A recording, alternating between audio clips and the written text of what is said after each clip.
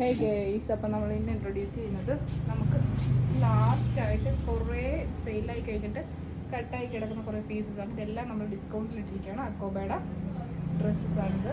പിന്നെ ഇത് H&Mൻ്റെ ഇതെല്ലാം സർപ്ലസ് ഐറ്റം. ഇത് വിത്ത് ലൈനിങ് ആണ്.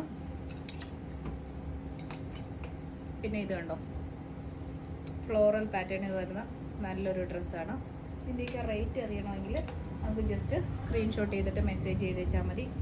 കണ്ടോ, വളരെ ചീപ്പ് റേറ്റിൽ ഈ ഡ്രസ്സ് നമ്മൾ ഡിസ്കൗണ്ട് ഇട്ടിരുന്നു. ഇതൊരു ഫുൾ ലെങ്ത് വരുന്ന ഡ്രസ്സാണ്.